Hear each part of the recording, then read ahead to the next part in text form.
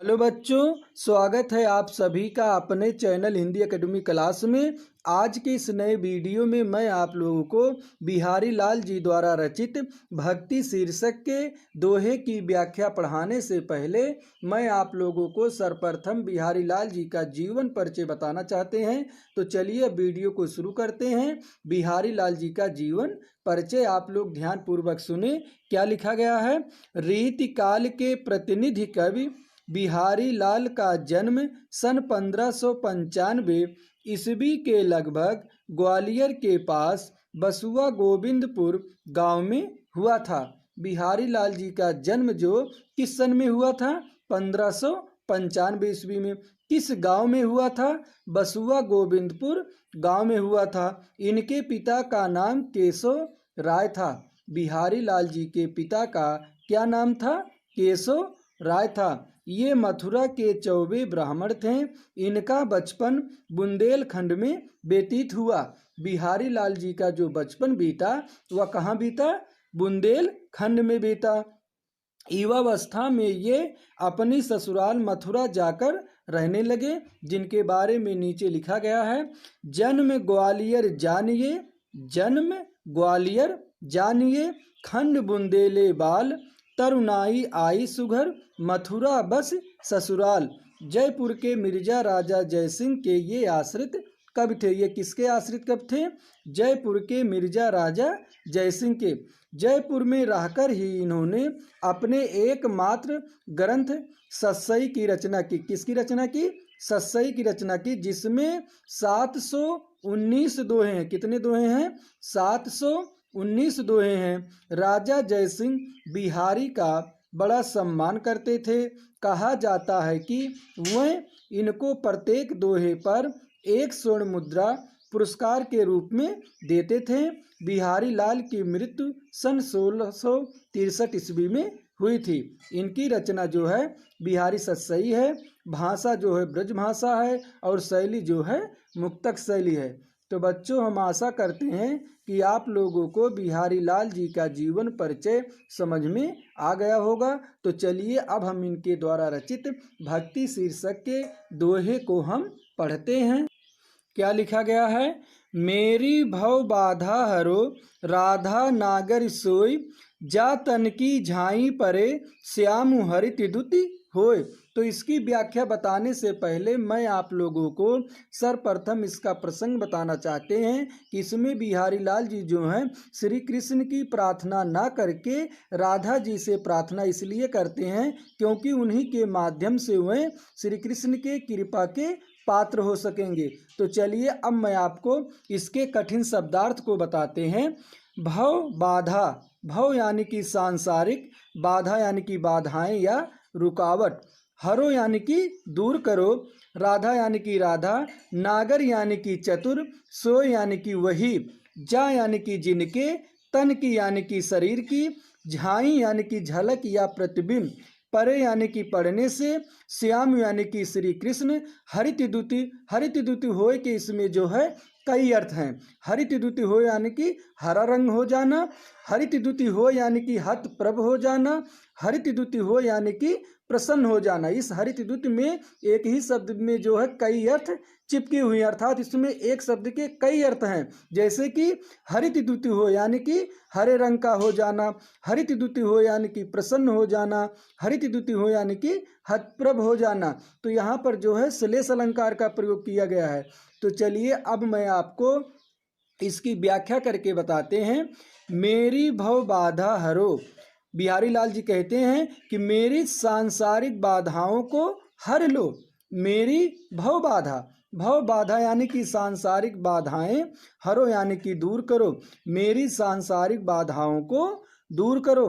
कौन दूर करे? सो यानी कि वही, नागर यानी कि चतुर, राधा यानी कि राधा, वही चतुर राधा। जा तन की झाई परे, जा यानी कि जिनके, तन की यानी कि शरीर की, झाई यानी कि झलक, परे यानी कि पढ़ने से, जिनके शरीर की झलक पढ़ने से, श्याम हरित द्युति हो। श्याम यानी कि श्री कृष्ण का जो सांवला रंग है वह हरे रंग में परिवर्तित हो जाता है। सोई नागर राधा, तो वही चतुर राधा तुम मेरी सांसारिक बाधाओं को हर लो। जा तन की झाई परे, जिनके शरीर की झलक पड़ जाने से श्याम यानी कि श्री कृष्ण जो है हरित द्युति हुए यानी कि प्रसन्न हो जाते हैं। सोई नागर राधा, वही चतुर राधा तुम मेरी सांसारिक बाधाओं को हर लो। तो चलिए अब मैं आपको इसके बाद के दोहे को पढ़ते हैं। क्या लिखा गया है?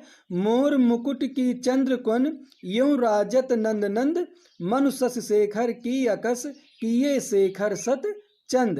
तो सबसे पहले मैं आप लोगों को इसके प्रसंग को बताएंगे। इसमें बिहारी लाल जी जो है मोर के पंखों के में बने जो मुकुट हैं उसमें जो चंद्रमा के आकार की चंद्रिकाएं प्रतीत होती हैं उसी की सुंदरता के बारे में इसमें बड़े ही सुंदर ढंग से वर्णन किए हैं। तो चलिए अब मैं आपको इसकी व्याख्या करके बताते हैं। बिहारी लाल जी कहते हैं, मोर मुकुट की चंद्रकन यूं राजत नंद नंद। मोर मुकुट यानी कि मोर के पंखों का बना मुकुट, चंद्रकन यानी कि चंद्रिकाएं, चंद्रमा के आकार की चंद्रिकाएं, यूं राजत यानी कि इस प्रकार सुशोभित हो रहे हैं। नंद नंद, नंद के पुत्र, नंद अर्थात श्री कृष्ण, नंद नंद यानी कि नंद के पुत्र अर्थात श्री कृष्ण। अब आपको इसकी व्याख्या करके बताएंगे। जब बिहारी लाल जी कहते हैं कि जब भगवान श्री कृष्ण अपने सिर के ऊपर मोर मुकुट यानी कि मोर के पंखों का बना मुकुट धारण कर लेते हैं तो उनके मोर के पंखों में बना जो मुकुट है उसमें जो चंद्रमा के आकार की चंद्रिका यानी कि कई चंद्रिकाएं बनी हुई हैं, यूं राजत, उसको देख करके मुझे ऐसा लगता है कि वह इस प्रकार से सुशोभित हो रहे हैं।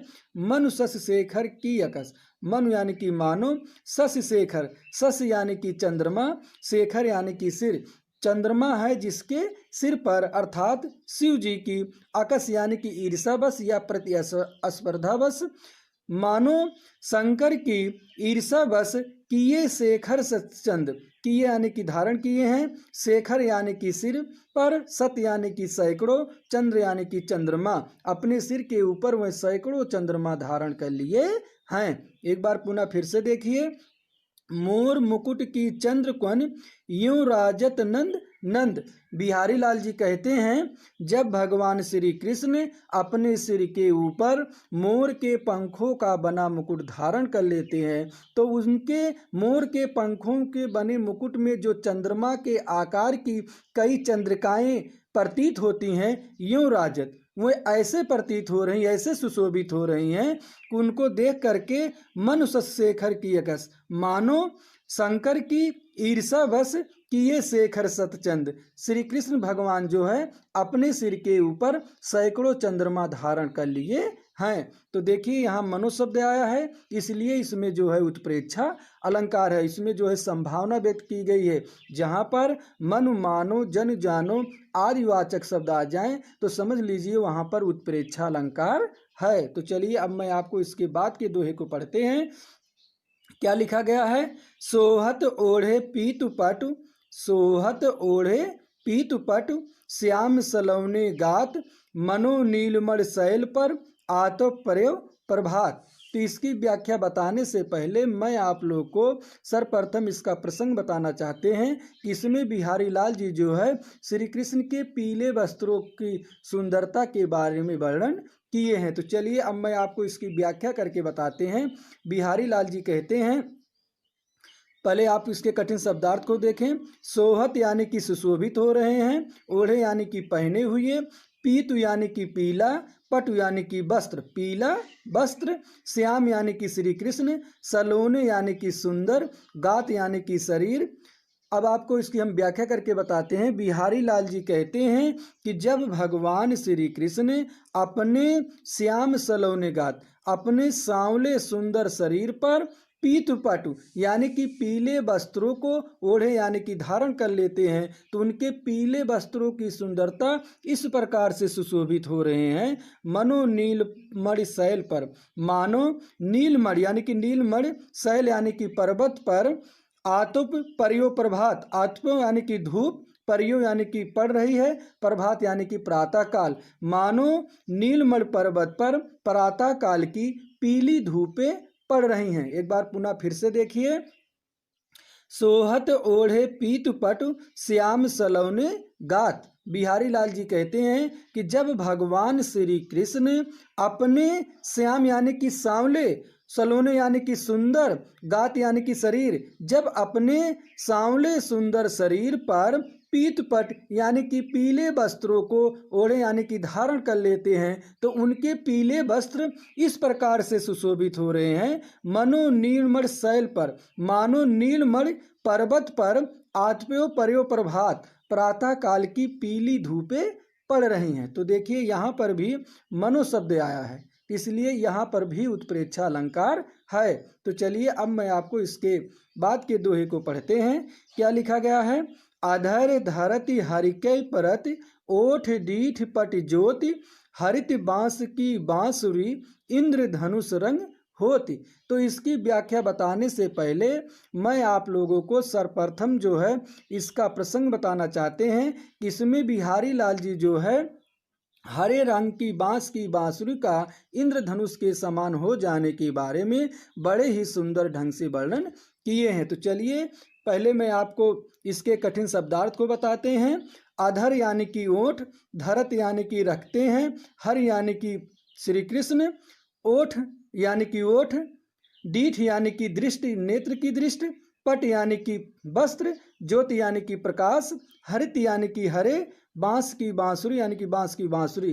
तो चलिए अब मैं आपको इसकी व्याख्या करके बताते हैं कि जब भगवान श्री कृष्ण, बिहारी लाल जी कहते हैं कि जब भगवान श्री कृष्ण हरित बांस की बांसुरी, यहाँ आप नीचे से अर्थ इसके देखिएगा, जब बिहारी लाल जी कहते हैं कि जब भगवान श्री कृष्ण हरित बांस की बांसुरी माने कि हरे रंग के बांस की बांसुरी को अधर धरक अपने ओठों पर रखते हैं, धरते हैं, तो उनके ओठों की डीठ पट जो, तो उनके ओठों की लालिमा, डीठ उनके नेत्रों की कालिमा, पट और उनके वस्त्रों की आभा, ज्योत यानी कि प्रकाश पड़ जाने पर हरित बांस की बांसुरी, यह जो हरे रंग के बांस की बांसुरी है इंद्रधनुष रंग हो, वह इंद्रधनुष के समान हो जाता है, इंद्रधनुष रंग के समान हो जाता है। एक बार पुनः फिर से देखिए।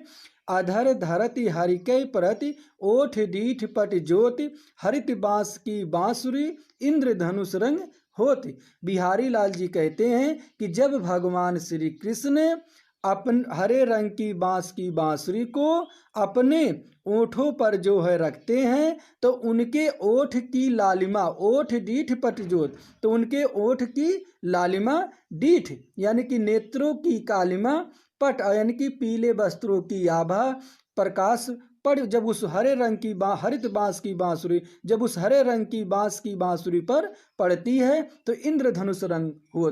तो वह जो हरे रंग के बांस की बांसुरी है वह अपना हरापन छोड़ करके इंद्रधनुष रंग हो, यानी कि इंद्रधनुष यानी इंद्रधनुष के रंग के समान हो जाता है। कब हो जाता है? जब भगवान श्री कृष्ण हरे रंग की बांस की बांसुरी को अपने ओठों पर रखते हैं, तो उनके ओठों की लालिमा, नेत्रों की कालिमा, पट ज्योत और उनके पीले वस्त्रों के प्रकाश की आभा पड़ जाने पर, यानी कि उनकी जब तीनों चीजें की आभा उस हरे रंग की बांस की बांसुरी पर पड़ जाती है, तो हरित बांस की बांसुरी इंद्रधनुष रंग हो, तो वह हरे रंग की बांस की बांसुरी जो है इंद्रधनुष के समान हो जाता है। तो चलिए अब मैं आपको इसके बाद के दोहे को पढ़ते हैं।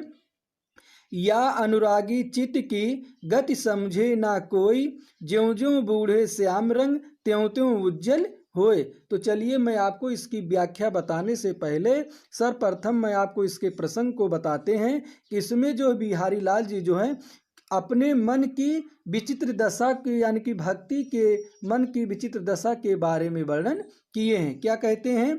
या अनुरागी चित्त की, या यानी कि जो, अनुरागी यानी कि प्रेम, चित्त यानी कि मन की, जो व्यक्ति भगवान से प्रेम करता है उस व्यक्ति के मन की गति यानी कि मन की गति यानी कि मन की दशा को समझे ना कोई, कोई समझ नहीं सकता है। नहीं यानी कि नहीं, कोई यानी कि कोई, समझे यानी कि समझना, गति यानी कि चाल या दशा। पुनः एक बार फिर से देखिए। बिहारी लाल जी कहते हैं कि जो व्यक्ति भगवान से अनुरागी यानी कि प्रेम करता है, उनकी भक्ति करता है चित्त की, तो उस व्यक्ति के मन की गति समझे ना कोई, उस व्यक्ति के मन की चाल के दशा के बारे में कोई समझ नहीं सकता। ज्यों ज्यों बूढ़े श्याम रंग, बूढ़े श्याम, बूढ़े यानी कि डूबते, श्याम यानी कि यहाँ श्री कृष्ण का है, और श्याम यानी कि यहाँ काला रंग से भी तात्पर्य है। ज्यों ज्यों बूढ़े श्याम रंग, ज्यों ज्यों वह भगवान श्री कृष्ण की भक्ति में लीन होता जाता है, यानी कि बूढ़े यानी कि डूबता जाता है, त्यों त्यों उज्जवल हो, त्यों त्यों उसका भविष्य उज्जवल होता जाता है। एक बार पुनः फिर से देखिए, बिहारी लाल जी कहते हैं, जो व्यक्ति भगवान से प्रेम करता है, उनकी भक्ति करता है, तो उस व्यक्ति के मन की दशा के बारे में कोई समझ नहीं सकता। ज्यों ज्यों बूढ़े श्याम रंग, ज्यों ज्यों वह भगवान श्री कृष्ण की भक्ति में लीन होता जाएगा, उनकी भक्ति में डूबता जाएगा, त्यों त्यों उज्जवल हो, त्यों त्यों जो है उसका भविष्य उज्जवल होता जाएगा। तो यहाँ पर जो है विरोधाभास अलंकार का प्रयोग किया गया है। तो चलिए अब मैं आपको इसके बाद के दोहे को पढ़ते हैं। क्या लिखा गया है? तौ लग या मन सदन, मैं हर आवे की बाट, बिकट जटे जो लघु निकपट, खूटे ना कपट कपाट। तो इसमें बिहारी लाल जी जो हैं सच्चे भक्ति की महिमा के बारे में वर्णन किए हैं। तो चलिए अब मैं आपको इसके कठिन शब्दार्थ को बताते हैं। इसमें जो है तव लघु यानी कि तब तक, तव लघु यानी कि तब तक, या यानी कि इस, मन सदन यानी कि मन रूपी घर में, हर यानी कि भगवान, आवे यानी कि आवे, किह यानी कि किस, बाट यानी कि रास्ता, बिकट जटे यानी कि दृढ़ता पूर्वक जो बंद किए हैं, जब लग यानी कि जब तक, निपट यानी कि पूरी तरह से, खुटे यानी कि खुल, ना यानी नहीं, कपट यानी कि छल प्रपंच, कपाट यानी कि किवाड़। तो चलिए अब मैं आपको इसकी व्याख्या करके बताते हैं। जो शब्द पढ़ेंगे समझो उसी का मैं आपको अर्थ बताएंगे। तो चलिए अब वीडियो को शुरू करते हैं। क्या लिखा गया है? तव लघु या मन सदन, मैं हरि आवे की बाट, बिकट जटे जो लघु निपट, खूटे ना कपट कपाट। ज्यों लघु यानी कि जब तक, या मन सदन जब तक इस मन रूपी घर में, कपट कपाट यानी कि छल प्रपंच के किवाड़ या दरवाजे, निपट खुटे, बिकट निपट खुटे जो पूरी तरह से खुल नहीं जाते, बिकट जैसे जो दृढ़ता पूर्वक बंद किए गए हैं, जब तक ये पूरी तरह से खुल नहीं जाते हैं, तब लगे हमें हर आवे की बाट, तब तक जो है भगवान किसी भी रास्ते से इसमें प्रवेश नहीं कर पाएंगे। एक बार पुनः फिर से देखिए, तव लघु या मन सदन, मैं हर आवे की बाट, बिकट जटे जो लघु निपट, खूटे ना कपट कपाट। बिहारी लाल जी कहते हैं, जब तक यह मन सदन इस मन रूपी घर में, कपट कपाट यानी कि छल प्रपंच के दरवाजे, बिकट जटे जो दृढ़ता पूर्वक बंद किए हैं, निपट ये पूरी तरह से, खुटे ना यानी कि खुल नहीं जाते, तब तक मैं आवे हरि की बाट, तब तक जो है भगवान किसी भी रास्ते से इसमें प्रवेश नहीं कर पाएंगे। पुनः एक बार फिर से देखिए, बिहारी लाल जी कहते हैं कि जब तक इस मन रूपी घर में छल कपट के दरवाजे जो बिकट जटे जो दृढ़ता पूर्वक बंद किए गए हैं, जब तक वे पूरी तरह से खुल नहीं जाते, तब तक जो है भगवान किसी भी रास्ते से उसमें प्रवेश नहीं कर पाएंगे। बिहारी लाल जी का कहने का यहाँ तात्पर्य यह है कि जब तक तुम्हारे मन में छल कपट की भावना रहेगी, तब तक तुम्हारे हृदय में भगवान किसी भी रास्ते से उसमें प्रवेश नहीं कर पाएंगे। भगवान के प्रवेश करने के लिए सच्ची आत्मा होनी चाहिए, सच्ची लगन होनी चाहिए और उनकी सच्ची भक्ति होनी चाहिए, तभी जो है ईश्वर उसमें निवास करेंगे, अन्यथा नहीं करेंगे। तो इसके बाद के दोहे को हम बताते हैं आपको। क्या लिखा गया है? जगत जानायो जिह सकल, सो हरि जान्यो नाय, ज्यों आखिन सब देखिए, आखी ना देखी जाए। है कि जिस परमात्मा ने हम लोगों को जन्म दिए हैं और हम लोग उनको ठीक प्रकार से नहीं जानते हैं, उसी के बारे में इस दोहे में बड़े ही सुंदर ढंग से बिहारी लाल जी वर्णन किए हैं। तो चलिए सर्वप्रथम में आपको इसके कठिन शब्दार्थ को बताते हैं। जगत यानी कि संसार, जनायो यानी कि पैदा किए या ज्ञान कराएं, जिह यानी कि जिसने, सकल यानी कि संपूर्ण, सो हरि हर यानी कि वही हर, जानो ना यानी कि जानते नहीं हैं। ज्यों यानी कि जिस प्रकार से आँखों सब देखी, आँखों से सब वस्तुएं देखी जा सकती हैं, आँख ही ना देखी जाए और आँखें स्वयं देखी नहीं जा सकती हैं। तो चलिए अब मैं आपको इसकी व्याख्या करके बताते हैं। जगत जनायो जिह सकल सो हरि जान्यो नाय। बिहारी लाल जी कहते हैं जिस प्रकार परमात्मा ने जिह सकल सारे संपूर्ण जगत को यानी कि पैदा संपूर्ण संसार को पैदा किया, यानी कि उनको संसार को जो है ज्ञान कराया। पुनः एक बार फिर से देखिए, जगत जनायो जिह सकल सो हरि जान्यो नाय। बिहारी लाल जी कहते हैं जिस प्रकार परमात्मा ने सारे संसार को पैदा किया, यानी कि सारे संसार को ज्ञान से परिचित कराया, सो हरि जानो नाय। उसी प्रकार हम उस सो हरि जानो नाय, उस परमात्मा को हम लोग अच्छी तरह से जानते नहीं हैं। ज्यों आँखिन सब देखिए आँखी ना देखी जाए, ठीक उसी प्रकार से उस परमात्मा को नहीं जानते हैं। ज्यों आँखिन सब देखिए, जिस प्रकार से आँखों से सभी वस्तुएं देखी जा सकती हैं, आँख ही ना देखी जाए, परंतु आँखें जो है स्वयं देखी नहीं जा सकती है। पुनः एक बार फिर से देखिए, जगत जनायो जिह सकल सो हरि जान्यो नाय।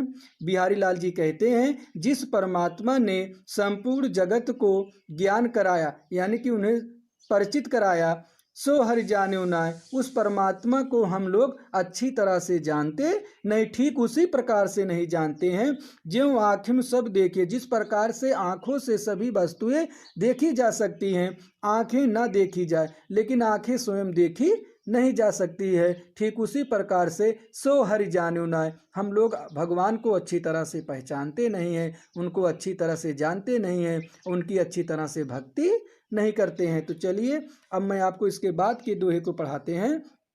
क्या लिखा गया है, जप माला छापा तिलक सरे ना एको काम, मन कांचे नाचे बिरथा सांचे राचे राम। तो इसकी व्याख्या बताने से पहले मैं आप लोगों को सर्वप्रथम जो है इसका प्रसंग बताना चाहते हैं। इसमें बिहारी लाल जी जो हैं सच्चे भक्ति के बारे में वर्णन किए हैं कि सच्चे भक्ति से ही ईश्वर की निवासी होती है। जप करने से, माला फेरने से, शरीर में चंदन का छाप करने से एक भी काम सिद्ध नहीं होता। उसी के बारे में बिहारी लाल जी जो है बड़े ही सुंदर ढंग से वर्णन किए हैं। तो चलिए अब मैं आपको इसकी व्याख्या करके बताते हैं।